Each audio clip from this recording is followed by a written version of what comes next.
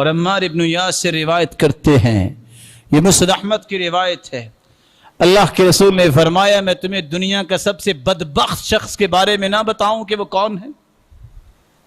الا احدثکما باشقى الناس، پوری کائنات میں سب سے بڑا بدبخت وہ ہے، پہلا انسان جس کے بارے میں اللہ کے رسول نے فرمایا احیمر ثمود الذي عقر الناقہ، سمودیوں میں سے وہ شخص جس نے صالح علیہ السلام کی اونٹنی کی ٹانگیں کاٹ دی تھی،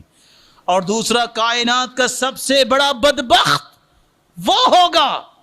والذی یضربک یا علی، علی جو آپ کو مارے گا، علی ہذہ یعنی قرنہ، اور آپ پہ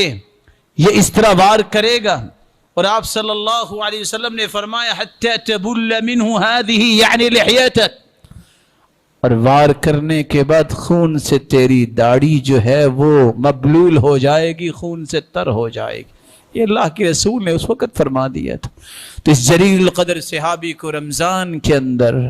40 ہجری میں 27ویں رات میں شہید کیا گیا۔ اللہ ہمیں سیدنا علی کی محبت نصیب فرمائے اور قیامت کے دن اس کے ساتھ ہی اپنے سامنے جمع فرمائے۔